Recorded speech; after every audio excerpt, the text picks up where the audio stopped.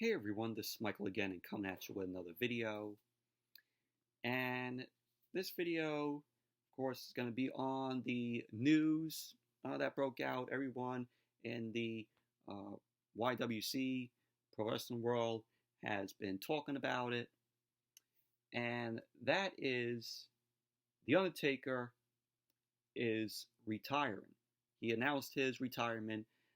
This was, of course, featured in the final part of The Undertaker, The Last Ride documentary series. It was a 5-part documentary that's featured on the WWE Network, which that whole docuseries, The Undertaker, The Last Ride, was absolutely well done. Great documentary. If you guys haven't checked out all those 5 parts, definitely give it a watch. I would highly recommend it. I just finished watching the last part.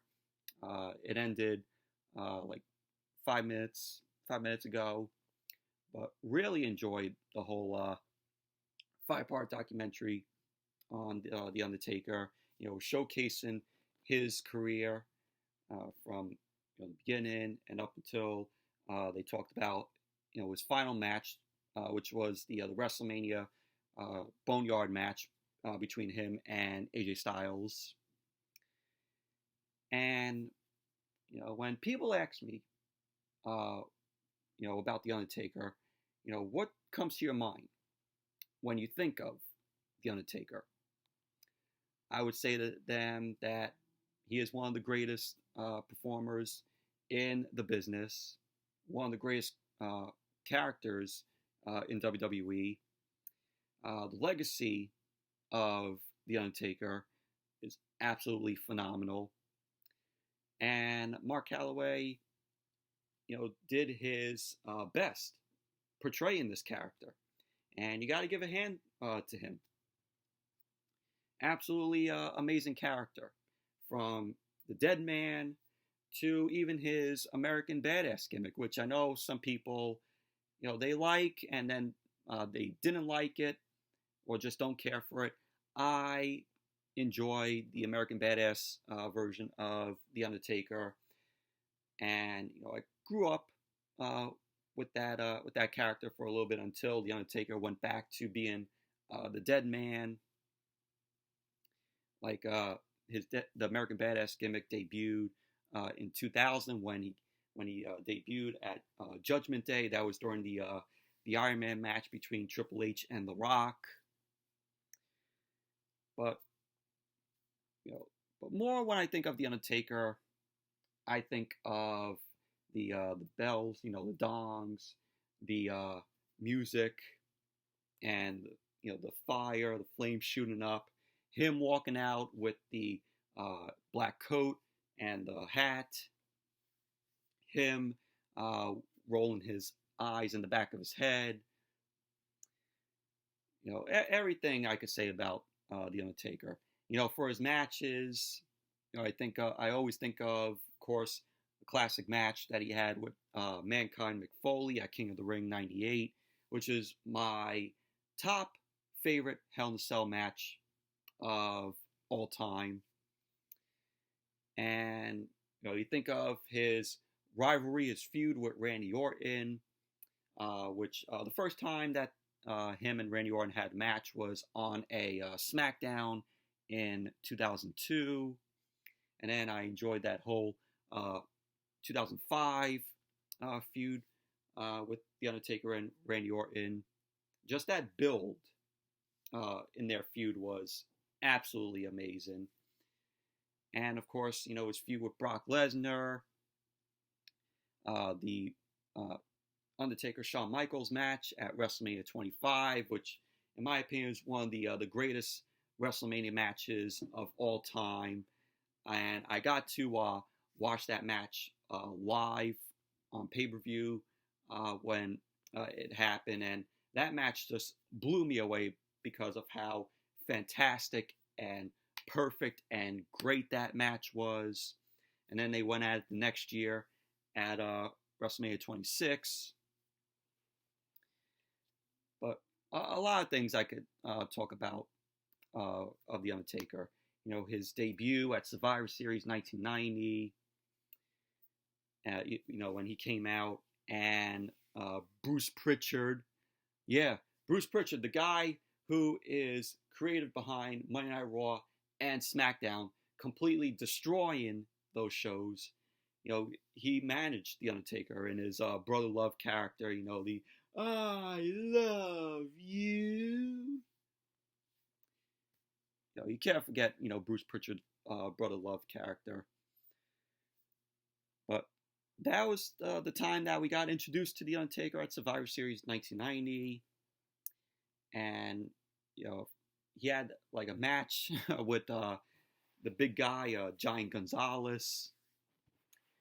And he just had a lot of great matches with great superstars over the years. And he also, of course, had his match with Roman Reigns at WrestleMania 33, which I have the plaque to up there. Which, when I first saw that match, at when it was live, I thought it was a decent match. But as I rewatched it, and as the years progressed, I'm like, that match fucking sucked. That wasn't a good match. But I liked at the end of the match where the Undertaker ended up putting his gloves and his jacket and the hat in the middle of the ring, which signified that was going to be his final match, but it really wasn't. He came back the next year and fought John Cena at WrestleMania 34 in that short match.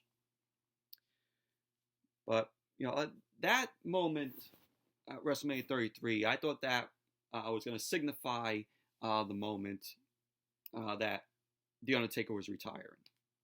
But unfortunately, it wasn't. Also, when I think of the Undertaker, during his American Badass days, I think of "Rollin'" by Limp Bizkit, and everybody in the crowd, the fans, were going along, singing along to the song at that time, because at that time you could see the camera pan over to the crowd, and they're singing along and going along with "Rollin'" by Limp Bizkit, and seeing the Undertaker come out on the motorcycle. That was awesome. And also, he had another song where it was "Dead Man Walking." I remember that. He still used that for the American Badass gimmick. But also he was in the when I think of the Undertaker, I think of the Corporate Ministry, and him being in that whole stable. Kane being his on-screen brother in storyline, and the rivalry that he had with Kane. So when I think of the Undertaker and Kane, I think of their Inferno match at Unforgiven 98. That was a really awesome match. But so much I could say about the Undertaker. His WrestleMania streak. He had a great streak. That is up until WrestleMania 30, where Brock Lesnar ended up ending the streak, which made for a shocking moment, which I was also shocked too when that moment happened, because it was unexpected. Nobody thought that Brock Lesnar was going to break the Undertaker's WrestleMania streak, or undefeated streak.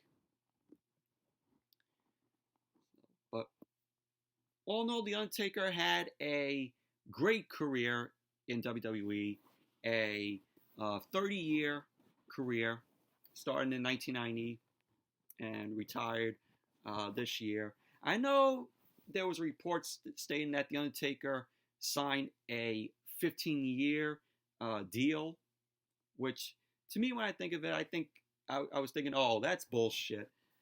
because, with him announcing his retirement and him having a 15-year deal, that contract is going to expire when he's 80. As you come to think of it, you're not going to have The Undertaker at like 70 years old or 80 go out there and compete in the ring. But you could tell, like, over the past, few years, he moved good, but you could tell that, his body, couldn't take much of it anymore. He was getting older. But overall, he had a fantastic career. Grew up watching him. Grew up watching the character of The Undertaker, and Mark Calaway did a phenomenal, great, amazing job portraying one of the greatest wrestlers, one of the greatest characters in this entire business, in the entire business of professional wrestling. But this is going to possibly lead to the Undertaker getting inducted into the Hall of Fame next year. I'm calling it right now. Next year's Hall of Fame is going to be headlined by The Undertaker. Calling it right now. But what an amazing career for The Undertaker, and absolutely good creation that Mark Calaway did portraying this character. But thank you, Undertaker, and thank you, Mark Calaway, for giving us one of the greatest characters in the entire business of professional wrestling.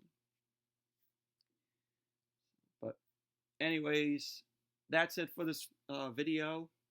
Thank you all for watching.